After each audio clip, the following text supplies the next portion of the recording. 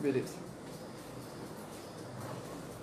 Muito bem, estamos aqui mais uma vez para o nosso 7º Acontecendo Visita. E hoje, na casa de uma liderança religiosa e, por que não dizer, também uma liderança política do nosso município.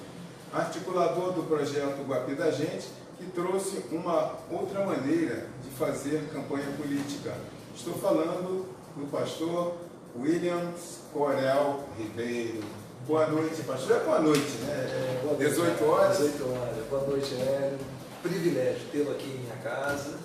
Espero que esse bate-papo seja muito agradável e importante para você que está aí ao alcance desse sistema. Como foi a sua chegada a Guapimirim?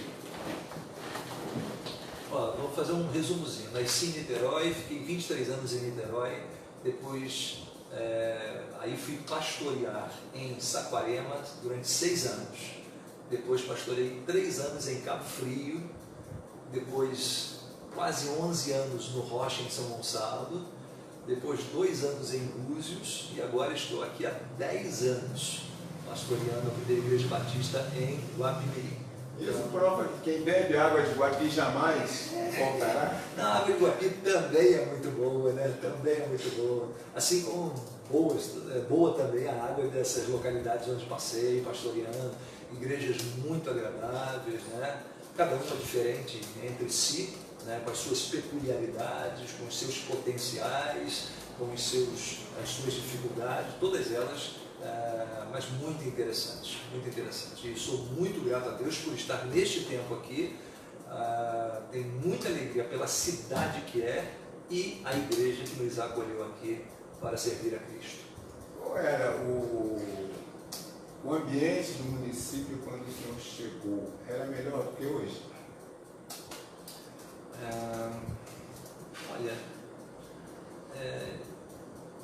As necessidades parece que elas são muito recorrentes.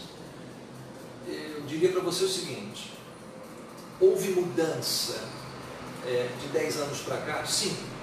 Por exemplo, eu que moro aqui ao lado da Igreja Batista, no tempo, eu podia jogar bola de gude aqui em frente de casa em qualquer horário do dia, na rua. Agora eu tenho 3 vezes engarrafamento vindo da praça de Guapimirim até o posto de gasolina, pelo menos 3 vezes por dia.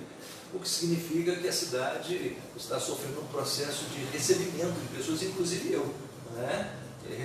De lá para cá, assim, disparou mesmo em termos de, assim, populacional. Então isso trouxe consequências. Uma coisa que eu vislumbrava muito e admirava muito em Guapimirim quando cheguei aqui era a quantidade de idosos que tínhamos nas ruas de Guapimirim. Eles iam à feirinha, eles iam na farmácia, eles vinham, mas quando a população as famílias tiveram que recolher os seus idosos dentro de casa. Para mim isso foi assim uma diferença muito grande, né? Trouxe consequências boas e trouxe consequências assim ruins também, né? Agora, respondendo objetivamente a sua pergunta, eu diria para você o seguinte: nós temos algumas necessidades, são as mesmíssimas. Por exemplo, a questão de saúde. O que né? As mesmas reclamações que temos agora, tínhamos lá, nesses 10 anos, nunca, assim, uma questão nunca solucionada, né? Estou falando saneamento básico, a mesmíssima coisa. Há 10 anos que eu estou aqui, qual a grande obra de saneamento básico? Nada. Então, assim, em alguns aspectos, os dramas são os mesmos, os desafios são os mesmos. Agora, com essa nova visão política que o país toma hoje, o senhor acha que os municípios tendem a ter um suporte maior do governo federal? Eu espero que sim. Eu acabei de falar para você, né? Sou de Niterói, passei por Saquarema, Cabo Frio, São Gonçalo, Búzios e agora Guapimirim. Assim, parece que eu estou, do ponto de vista político, parece que eu estou no mesmo lugar. O que encontramos em um, encontramos em outro, parece que isso é uma tendência, né? as dificuldades que se abatem sobre as cidades são as mesmas, os desafios são os mesmos. Eu espero que, de fato, esse novo governo federal consiga trazer áreas novos, comportamentos novos, procedimentos novos, de toda a operacionalização, de toda a caminhada político-partidária, onde residem boa parte dos problemas que temos nas cidades em nosso país. O senhor acredita que com a implantação do novo governo, né, a posse do novo governo, muitas pessoas criticam o fato da maioria dos ministérios serem ocupados por militares? Isso preocupa de alguma forma ou acha que seria um processo natural? Eu dou boas-vindas a essa atitude do governo. Eu que nasci em 64, durante o chamado regime militar, e me criei nele, assim, acho que nós tínhamos muitas vantagens, né? Tínhamos problemas, uns agudos lá, e tínhamos vantagens. Eu estou falando das vantagens. Havia ordem, nas escolas havia disciplina. O senhor que é diretor de uma escola, da maior escola aqui de nossa cidade, os professores entravam em sala de aula, os alunos perfilavam do lado da carteira, havia disciplina, ordem, né? Enfim, havia um nível muito maior de aculturamento do que o de agora. Então, a gente se perdeu em algum momento porque o nível educacional não cresceu com a redemocratização. Veio piorando, somente piorando. Assim, a montagem ministerial do novo governo, aprecio bastante aquilo que está acontecendo, torço para que dê certo mesmo, porque nós estávamos assim, já em queda livre na ribanceira, né? Então, tinha que haver uma mudança forte mesmo de direção, e acho que esse governo está tentando produzir essa mudança. O que vai acontecer? Como será? Vamos ter que acompanhar, mas não tenha dúvida, os direcionamentos, aquilo que está sendo plantado agora, as pessoas que estão sendo colocadas em seus ministérios têm um perfil totalmente diferente de toda aquela tradição desses últimos 30 anos, né? Que o MDB, PSDB e PT produziram em nossa pátria. E que causaram um verdadeiro estrago, né? Males inumeráveis, né? Uma desconstrução nacional, desconstrução dos valores, desconstrução da economia, desconstrução da política, desconstrução da administração pública, desconstrução da máquina, né, operacional do Brasil. Então, o que funciona no Brasil depois de 30 anos de redemocratização? Segurança funciona? Horrível. Nunca estivemos tão mal. Saúde funciona? Nunca estivemos tão mal. Educação funciona? Nunca estivemos tão mal. Turismo funciona? Não. O que funciona? O agronegócio funciona, né? Mas não funciona por causa do governo, não. Funciona por causa do empresariado, né? Das pessoas que acreditam no país e que põem o seu dinheiro ali para negociar, para render, para arriscar. Então, é mais por conta do empresariado do que da própria administração pública. E até porque comer é preciso. Não dá para esperar, né? Esperar um pouquinho só. E também tem todo esse momento aí onde o fitness está em alta, né? Isso. Na mídia, então se procura ingerir produtos saudáveis, uma melhor qualidade. De melhor qualidade. Aí se vai para o que é, né, na realidade, o que está dando essa sustentação ao agronegócio no Brasil. A partir de que momento o fato específico fez crer na necessidade de realizar um trabalho de resgate da política pura para o bem da população e não apenas para o bem dos políticos em Guapimirim, através daquela projeto projeto Guapi da Gente? Tá. Olha, é muita pretensão sua colocar assim o resgate, né? A gente queria dar alguma contribuição. Existem coisas que parecem simples, só parecem, né? Como é que deveria funcionar? A teoria é a seguinte: eu pago impostos, você paga impostos, ele paga, e eu doei nós vozeres, pagamos impostos. E aí tem alguém que pega esse bolo e não dá para tudo, mas dá para bastante. E aí divide-se com as partes necessárias, né? De saúde, segurança, turismo, educação e por aí vai. Então, parece simples, você coloca as pessoas técnicas, competentes em cada uma dessas áreas, cobrando eficiência e faz-se prestação de contas para a gente saber onde está acontecendo isso. Agora, isso é a noção básica que eu tenho, que todo mundo tem. Mas por que em cidade alguma isso acontece? Então, existe um vício aí de procedimento generalizado nas 5.570 cidades do Brasil. Parece, né? Acho que eu posso jogar assim no alto, né? Existe um vício de procedimento porque as coisas não são simples. Você não tem acesso aos serviços, você não tem a transparência necessária para saber por que aquele serviço, você não tem respostas. Parece uma coisa simples. Então, nós achávamos que poderíamos, tentando arregimentar forças novas, pessoas que não tivessem vícios políticos, pudéssemos organizar um grupo que pudesse trazer uma resposta nova para a sociedade, para a cidade. Em alguns aspectos, fomos bem-sucedidos. Em alguns aspectos.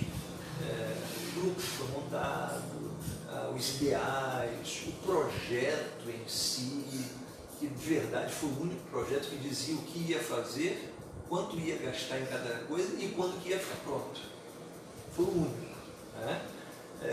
Então, nós alcançamos ou conseguimos oferecer uma alternativa que me parecia viável para a sociedade. A sociedade entendeu que não, com os seus medos, etc. Tal. Enfim, tá bom, a gente fez a escolha, estamos aí. Agora, nós esperávamos dar a contribuição e acho que demos, mas não conseguimos uma adesão maior. Eu acho que... O que faltou? Faltou, trabalhar, vou dizer para o senhor exatamente, trabalhar com voluntariado, porque ninguém recebia nada.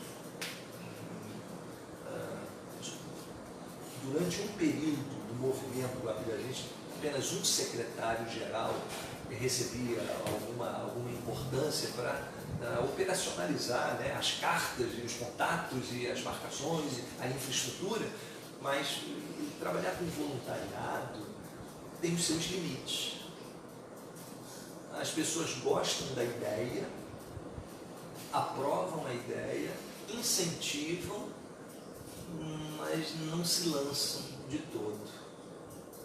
Às vezes porque tem medo de ficarem queimados com determinados segmentos políticos da própria cidade, às vezes porque não tem tempo mesmo, o tempo já é muito exíguo, é contadinho para a sua sobrevivência. Então, o trabalhar com voluntariado é bom, mas tem o seu limite. E a gente então esbarrou nessa questão de mão de obra e de algumas pessoas que esperávamos um maior comprometimento, e sabe-se lá porque não houve comprometimento. Então, a gente não teve gás, de fato, para poder... E se tivesse dinheiro? O dinheiro, ele talvez proporcionaria alguma maior quantidade de material, de divulgação, de propaganda, que seria útil. De qualquer maneira, nós precisaríamos de mais pessoas. Então, o dinheiro, ele e a gente conseguiu gastar naquela esforço todo aproximadamente 22, 23 mil reais, se me falha a memória, né? Então, foi o que a gente conseguiu, né? E olha que não fizemos feio não. Para a prefeita, né, foram 2.573 votos, né? Com o que tínhamos, com o pouquinho que tínhamos, acho que foi muito bom por sinal. Muito bom por sinal. Agora, demonstrou-se muito aquém daquilo que precisávamos. Então, os fatores que não conseguiram lançar a gente ao sucesso, alguns desses aí que eu acabei de falar. Agora, o exemplo dado com a eleição do Bolsonaro, o senhor acredita que uma reedição do Guapi da Gente teria um acolhimento maior por parte da sociedade? É provável que sim, é provável que sim. Eu diria para você o seguinte: o meu comprometimento com aquele movimento de 2016 foi exatamente até a eleição foi no dia 3, né, de outubro, me parece, de 2016. O meu comprometimento com eles foi sempre até o dia 2 de outubro, no dia anterior. Até o dia 2. Contem com a sua eleição. Acabou, eu joguei a toalha, fizemos o que podíamos fazer, valeu pelo que fizemos, abracei todos eles, abraçamos uns aos outros e fomos embora para casa. Se haverá um movimento similar, eles até se propuseram a permanecer, eu dei maior incentivo, mas eu disse: olha, minha participação pessoal era até o dia 2 de outubro. Cumpri minha palavra, fiz o que precisava ser feito, me esforcei o quanto pude me esforçar e tirei o meu time de campo, entendeu?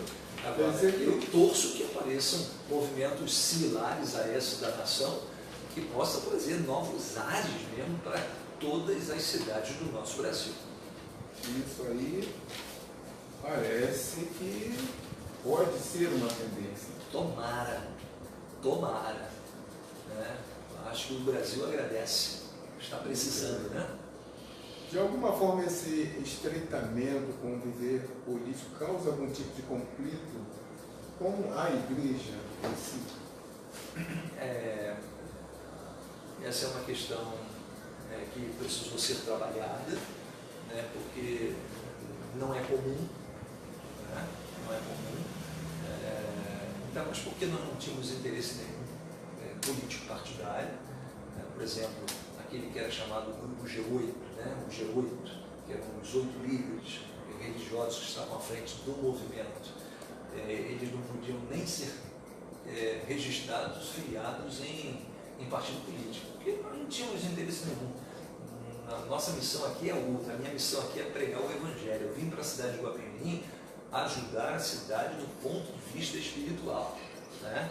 Mas eu sou ser humano, eu vivo numa sociedade, eu quero o bem da sociedade, eu quero o melhor da sociedade, e onde eu puder influenciar, eu acho que estou dentro do cumprimento da minha missão, de tentar minimizar os efeitos do pecado no mundo, porque o mal é sempre efeito do pecado, né? Então, mas a gente conversou adequadamente com a liderança da igreja, abrimos em plenário, em assembleia, mostrei como seria a caminhada, quais seriam os objetivos, como é que as coisas se dariam.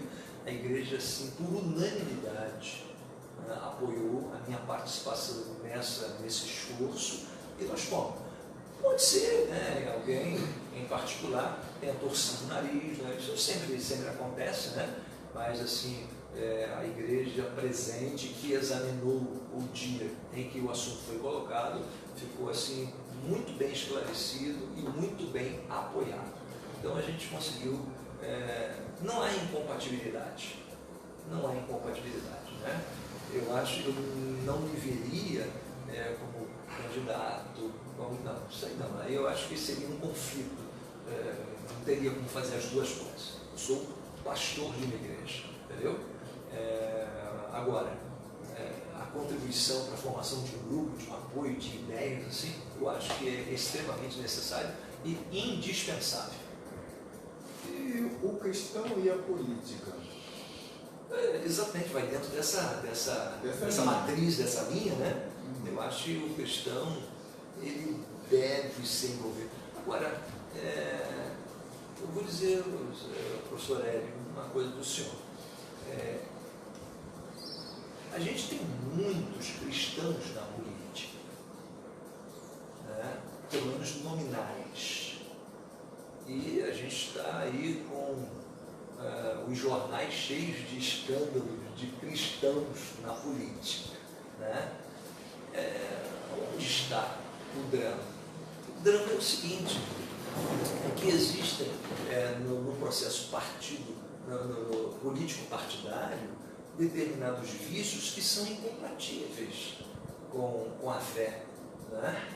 Então, a tentativa, por isso que nós pegamos um partido que nunca tinha sido usado, nós sabíamos e sempre dissemos que o maior desafio nosso seria conseguir um partido. Lutamos muito para conseguir um partido, porque os partidos têm donos. Conseguimos a rede, à época, porque era um partido extremamente novo, não tinha se lançado nenhuma candidatura municipal, um pleito municipal, então estava fresquinho e a gente conseguiu trazer esse partido para esse grupo. Né? Então, a gente, do início, a gente colocou as bases e tínhamos um procedimento muito ético, muito transparente. Agora, vamos ver se outros movimentos vão conseguir dar conta dessa intenção de prover à cidade uma nova alternativa, um novo empreendimento que possa ajudar a cidade a superar as suas contradições. E qual a reação da família quando o senhor aderiu a esse projeto? Como é que foi? A esposa preferia que eu não tivesse feito, né? E a gente conversou, mostrando os pontos, etc. Mas a preferência era sempre essa, que eu não tivesse participado. Então, a gente se comprometeu, fizemos o que podíamos fazer dentro daquele tempo estipulado e saímos fora e está resolvida a questão. Então, tivemos assim que conversar com não ficou nenhuma cicatriz? Não, em relação a isso não. Mas a preferência foi sempre que não tivesse participado. Porque é mais suave, né? É mais suave, né? Não esquentar a cabeça, né? Alguém vai fazer, né? Não, mas não sei se alguém vai fazer. Muito bom. Uma pergunta que eu faço a todos os entrevistados, sim, principalmente do Acontecendo a Visita. O Guapimirim tem jeito? E o Brasil tem jeito? Olha,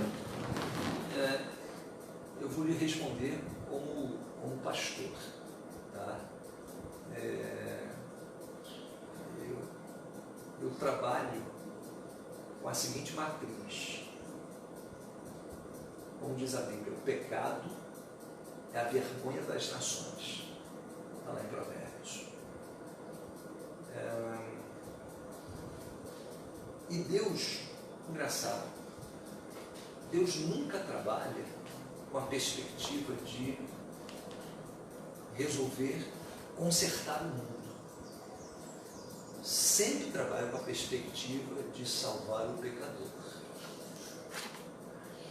No entanto, imagino que o papel do cristão é tentar minimizar os efeitos do pecado. Até porque, quando a gente olha para a pluralidade das nações, eu acho que são 193 que a ONU reconhece, né, os países, a gente tem países muitos piores do que o nosso e muitos melhores do que o nosso. Então dá para melhorar. Né? Dá para melhorar. Então é possível chegar mais longe. Então tem jeito. Então dá para caminhar. Agora, eu sempre imagino o seguinte: a perspectiva bíblica é de que o mundo vai para o atoleiro. Não digo nem administrativo, eu digo moral e espiritual. Moral e espiritual. Não digo nem administrativo. Né? Mesmo em países onde há assim, todas as ruas asfaltadas, saúde para todo mundo, educação de primeira linha, existem os maiores índices de suicídio, a desconstrução da personalidade humana está acontecendo ali. Então, o que é isso que está acontecendo? Como é que a pessoa chega nesses países, de primeira linha, de HIV lá em cima, e não querem mais viver, querem se matar? O que está... O pecado funciona aí. Então, mesmo que administrativamente a sociedade tenha ganhos, e possa ter, e deve ter, e devemos lutar para isso, do ponto de vista espiritual e moral, parece que há uma decadência em curso que não para. Então o Evangelho trabalha para minimizar os efeitos do pecado, né? Para resgatar o homem, o pecador. Então eu diria para você, a sua pergunta, há jeito? Sim, acho que podemos melhorar bem. Não tem solução, mas há jeito, né? Isso acontece até na física. Existe a segunda lei da termodinâmica que diz que todo processo deixado por si só ele vai decaindo. A entropia, que é uma medida de desordem, ela é crescente. Então, o carro você deixa ali na garagem, nunca usa. Volta daqui a 10 anos e está enferrujado. A casa você faz novinha, não deixa ninguém entrar não. Daqui a 15 anos você volta, tem que fazer reforma. Parece que tudo tende ao acaso, à desconstrução. Então, a sociedade também. Você só não desconstrói se você injetar energia. Se você sempre estiver dando polimento, passando o lustre não sei das quantas, fazendo a reforma da pintura, o reboco que está caindo, você bota o reboco novo. Você tem que estar colocando energia ali para você equilibrar o sistema. Então, é um trabalho. Trabalho promove, melhora. Mas a tendência é sempre ir para baixo. Interessante. Muito bem. E com relação a essa questão, nós vimos um crescente, né, crescimento das igrejas evangélicas de um modo geral, e como o senhor mesmo disse, né, nós temos aí as taxas de suicídio aumentando e tal. Não está surtindo efeito, ou o crescimento populacional, a quantidade de problemas é maior do que a capacidade de resolução? Não, está surtindo. Por exemplo, o Evangelho surtiu efeito na minha vida. Eu só prego o Evangelho para o outro porque surtiu na minha vida.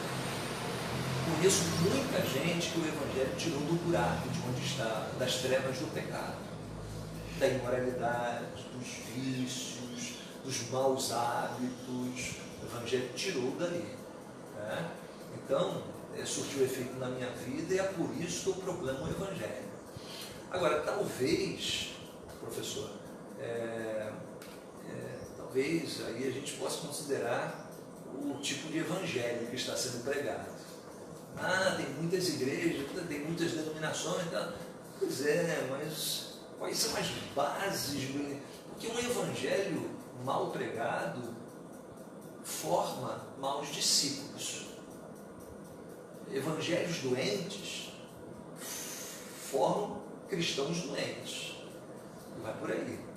Então, esses dias não, já há algum tempo atrás, eu vi uma revista de grande circulação no Brasil, que ela trazia na capa a nova cara dos evangélicos do Brasil. E aí tinha esses 5 líderes religiosos nacionais. E eu olhei e vi o nome dos 5. Pensei, ué, mas eu não estou representado aqui. Nenhum deles me representa. Interessante, mas saiu com o nome de evangelho. A gente tem que inventar um outro nome agora, né? Enfim, então um nome evangélico que deveria ter um significado, assim, significa muito pouco hoje. Então, não se impressione com a quantidade de igrejas. O que está impulsionando os interesses, os objetivos, a compreensão desse evangelho, a pregação desse evangelho. Isso aí, tá? Se o remédio é ineficaz, aí realmente a gente já sai com um vício de origem e não vai causar o efeito na sociedade necessário. Mas que o evangelho é o poder de Deus, porque funciona na minha vida, e conheço uma porção de gente que funciona na vida das pessoas. Então estou tranquilo em relação a isso. Eu tenho que aumentar a dose. Continuar. Semeando. Isso aí. Então essa confusão vai continuar acontecendo, né?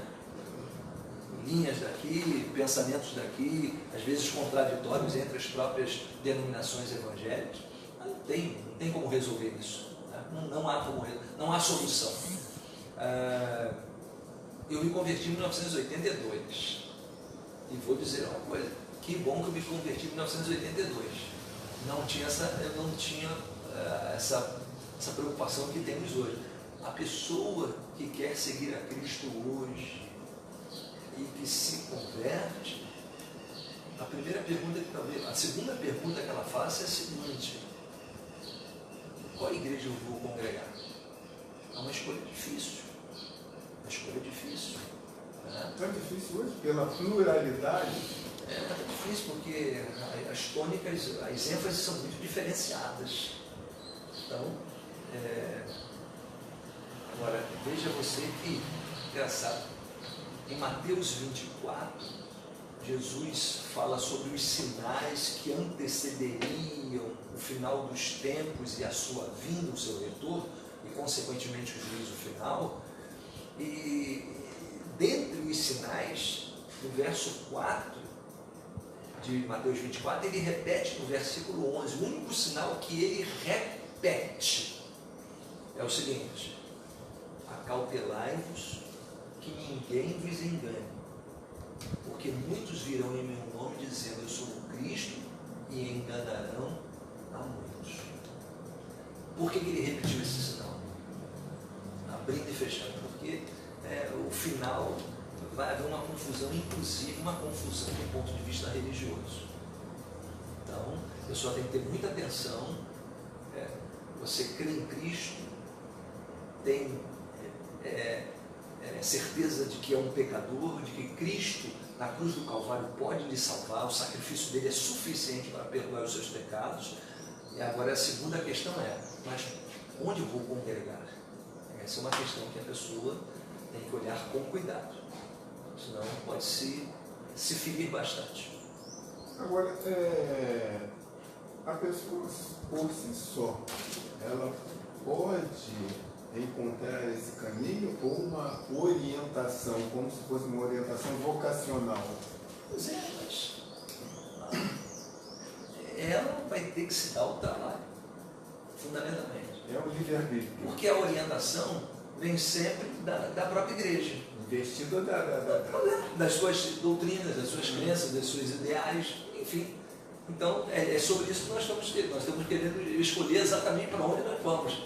A orientação que vem de cada uma, naturalmente, sinalizando para a pessoa: olha, aqui é bacana, aqui dá para caminhar, aqui é legal. Mas a pessoa vai ter que ter essa percepção. Né? Tem um texto da Bíblia que Paulo chega numa cidade chamada Bereia, né?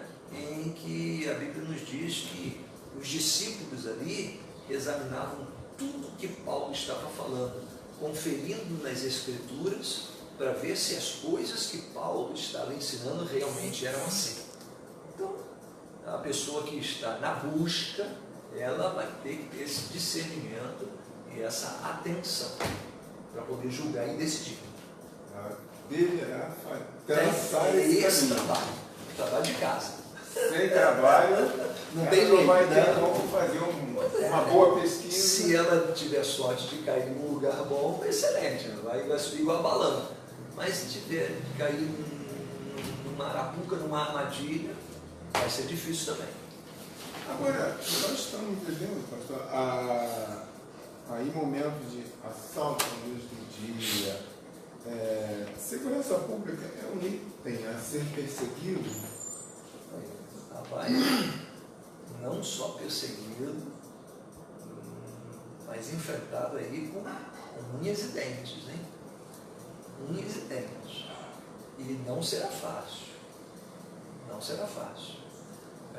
Parece que alguns governantes estão a fim de encarar essa realidade.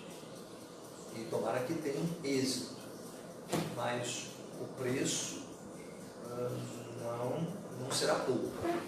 Não será pouco. Não alto preço. Não alto preço. Mas a gente torce que é bom para todo mundo. Uma sociedade sem criminalidade é bom para qualquer pessoa, até para os criminosos. Né? Até para os criminosos. Pois é. Aí realmente é muito boa. Até para os criminosos. Porque de repente ele pode ser vítima. Pode ser vítima também. É nesse sentido que eu estou falando. Uma prisão mais confortável. Né? Não foi nesse sentido, não. Ele pode ser vítima também, como qualquer pessoa. Agora, diante disso tudo, né, que eu acabei de falar aqui, o que está acontecendo no nosso município é uma consequência natural do crescimento do município, que hoje está aí contando com quase 70 mil habitantes? Acho que não. Não, acho que não. Eu acho que, por um lado, quando a família cresce, a cidade crescem também as demandas, as necessidades, você vai gastar mais em todos os aspectos. Agora, o contrário também é verdade. Você vai arrecadar muito mais, você vai ter mais recursos humanos e financeiros para poder tratar a questão. Né? Então, você dizer assim, mas por que as coisas não funcionam adequadamente? Aí eu perdi perguntar para as autoridades, né? Onde estão? A gente quer entender, quer falar de saúde, por exemplo. Por que não se tem acesso a determinados exames com facilidade? Por que não se, às vezes, encontra o médico adequadamente na hora que se precisa? Então, a gente tem que enxergar isso e tem que ter a transparência. Né? Quanto é que é investido? É o suficiente? Como é que é investido? A quem é investido? Essas questões que parecem simples, a gente sabe, a gente contribui, vai precisar do serviço, vai lá e vai tentar adquirir o serviço. Isso não acontece. Por que não acontece? Então essa inquietação que tem que haver na sociedade para a gente ir criando mecanismos que forcem a realização daquilo que é a aspiração de toda a sociedade, que são os serviços públicos com eficiência e qualidade. Agora, investir na nossa juventude é essencial? Rapaz, indispensável, né? Em todos os sentidos. Olha aí. De que forma investir? De que forma investir? A gente está cansado, estou aqui há 10 anos, já estou cansado de ver aquele que era criança se tornar adolescente, aquele que é adolescente se tornar jovem, sem ter uma qualificação técnica para o trabalho, para a mão de obra adequada, um curso assim de qualidade, de início, meio e fim, né? Alternativas para a juventude, enfim. E quando essas alternativas não aparecem, a pessoa que é jovem, cheia de gás, ela vai inventar onde aplicar a vida dela. se ela não tem um esporte para praticar, se não tem cursos bons para fazer, se não tem uma escola de qualidade, ela pode ter certeza que ela vai inventar alguma coisa. E geralmente, uma coisa que não é boa. Aí crescem os números, os níveis de consumo de droga, aí se mete com bebida, com a sexualidade precoce, indevida, enfim, e aí o número de violência, tudo isso está entrelaçado e relacionado. Portanto, se você consegue ter uma estrutura assim, política administrativa, para oferecer ao jovem aquilo que ele mais precisa, que é de educação, esporte e qualificação profissional, você está jogando, está empurrando esse jovem para um mundo sombrio. A gente vai ter que fazer a mão inversa agora, se a gente quiser salvar as próximas gerações e alguns dessa geração aqui agora. Agora, educação pela escola ou pela família? Bom, depende do que você esteja falando de educação, né? O senhor é um educador. Então, se o senhor, eu por mim, não haveria Ministério da Educação, Ministério da Instrução. Para ficar bem entendido que o que a gente vai fazer na escola é adquirir conhecimento dos processos da vida, da natureza e da vida, os processos naturais e sociais, conhecimento, então matemática, português, história, geografia, biologia, química, física, a gente vai saber as ferramentas para a gente entender os processos, para a gente poder se conduzir. É isso que a gente vai fazer na escola, isso é instrução. Agora, quando a gente está falando de educação, se está falando, por exemplo, de respeito ao próximo, de instrução, de normatização sexual e de outras naturezas, você está falando de educação familiar, né? E é exatamente isso que está faltando na sociedade. Engraçado, aconteceu alguma coisa aí, professor. Aliás, o senhor pode me instruir, porque eu me lembro que raras eram as mães que saíam de casa para o trabalho. Geralmente era o homem. E com o discurso de emancipação da mulher, tal, e que é devido, mas a sociedade conseguiu tirar de casa o homem e a mulher. Quem ficou para tomar conta dos idosos? É um problema que a gente vai ter que resolver agora. Tem idoso aí simplesmente abandonado, que não tem quem fique. Quem vai ficar com as crianças? Mete na creche. Aí o pai e a mãe não têm contato com os filhos, ou têm um contato mínimo, e a educação não parte deles. O respeito, né? Então, por isso que você vê criança, na minha época, xingar na frente de uma pessoa de mais idade, de maneira nenhuma. A gente parava a bola, não, dona fulana, seu fulano, Não, hoje em dia, se o velhinho passar e a bola bater nele e ele reclamar, ele leva uma segunda bolada, de repente. O que houve com essa geração? O lar foi atingido. Nós enfraquecemos o lar. A gente não fala tanto em defesa da mulher? Não fala? Né? Todo mundo fala. Por que o governo não tem uma opção para a mulher que quer, fique em casa e ganhe para tomar conta do seu filho? Ou ela só tem o direito de sair, abandonar o filho e sair? É só esse o direito que ela tem? Ela não tem o direito de querer ficar? Por que a sociedade não investir para que as mães ou o pai cuide bem dos seus filhos?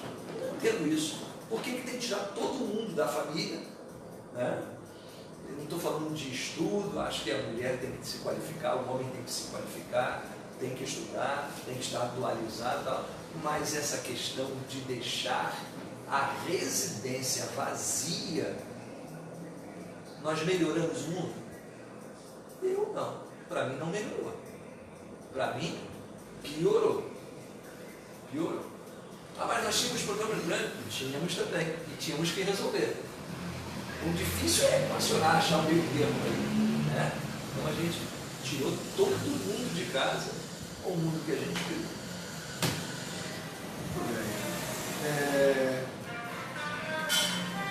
Aonde está Bolsonaro vai chegar nos municípios? Olha, tomara que sim. A onda Bolsonaro, né? Tomara que sim.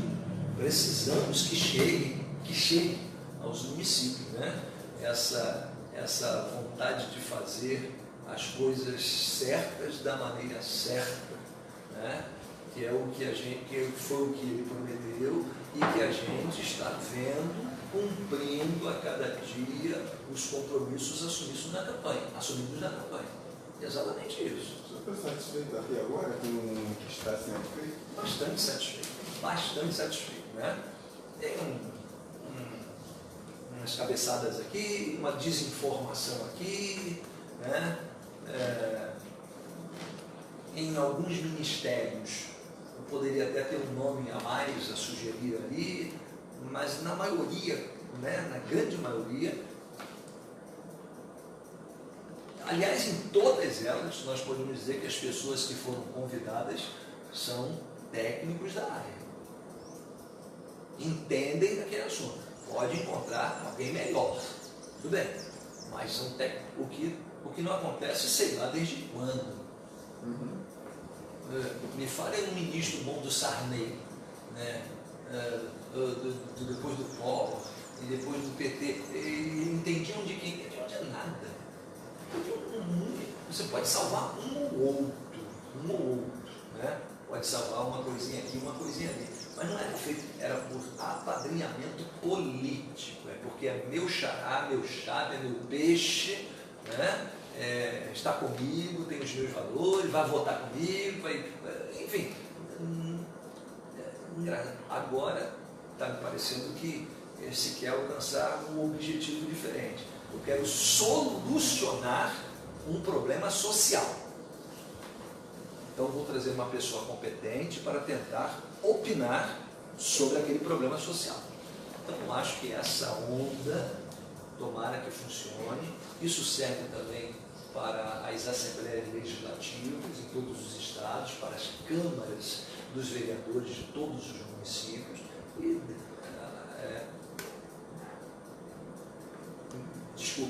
para o secretariado, quero dizer, para o secretariado, tanto dos estados quanto dos municípios, colocando pessoas técnicas na regência dessas áreas que são tão importantes e caras para a sociedade. Para mudar a cara desse país. Isso aí. Agora, eu gostaria, pastor, de deixar aí a nossa câmera, a sua câmera, né? A gente falou tanto de câmera aqui, a nossa câmera à sua disposição. Se mandar a sua mensagem final para os nossos assistentes, né? Os nossos assistidores e também para a nossa juventude. Fique à vontade. Então eu queria dizer para você que me assiste aqui nesse programa, eu desejo sinceramente que o ano de 2019 seja um ano assim próspero para você, para os seus familiares. Desejo sucesso à sua vida, desejo mesmo um Brasil melhor, desejo um estado do Rio melhor, desejo uma Guapimirim melhor. Todos nós desejamos e sabemos exatamente onde eles devem e precisam melhorar. Tenho certeza que você sabe e que eu sei também. Dentro das ferramentas que nós temos como cidadãos que somos, a gente precisa usar essas ferramentas para melhorar. E como é que a gente pode usar isso aí? Né? A gente pode ser honesto, a gente pode ser leal, a gente pode ser trabalhador, a gente pode se esforçar para o bem da sociedade, ajudar as pessoas, repartir o pouco que se tem. Então, existem coisas que estão no foro da minha participação individual. Então, eu posso, de alguma forma, contribuir para minimizar os efeitos do sofrimento na sociedade. Essa é uma primeira coisa. Não fique esperando tudo de alguém. Você não pode fazer tudo. Eu não posso fazer tudo, mas posso fazer alguma coisa. E devo fazer alguma coisa. Em segundo lugar, eu gostaria de dizer a você o seguinte. A Bíblia diz, é tempo de buscar a Deus. O profeta menor disse isso. É tempo de buscar ao Senhor. E olha, é tempo mesmo. A Bíblia tem 66 livros, tem 1189 capítulos, 31.175 versículos, mais de 3.300.000 palavras.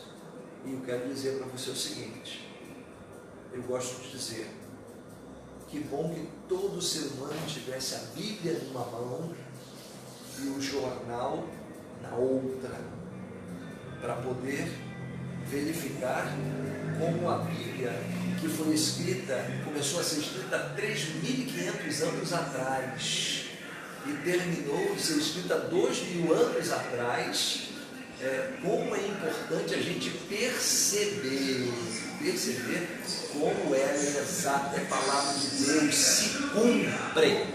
Portanto, eu queria que você fosse leitor do jornal, sim, mas um leitor da Bíblia Sagrada, a palavra de Deus.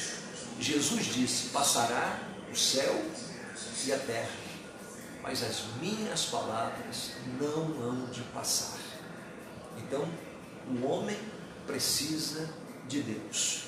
Todo homem precisa de Deus. Nós precisamos do Salvador. Então eu espero que na sua caminhada você caminhe com Cristo Jesus. Escolha Jesus para caminhar com Ele. Vai ser uma grande companhia para você. Deus abençoe a sua vida. Amém. Gostaríamos de agradecer ao pastor Williams Corel Ribeiro por esse momento agradável da presidência. Dizer que as portas do Acontecendo Visita estarão sempre abertas. Quando quiser se pronunciar, mandar a sua mensagem, participar com a gente de alguma discussão de um fato novo, fique à vontade, pastor. Muito obrigado. Sucesso. Obrigado. Assim foi mais um.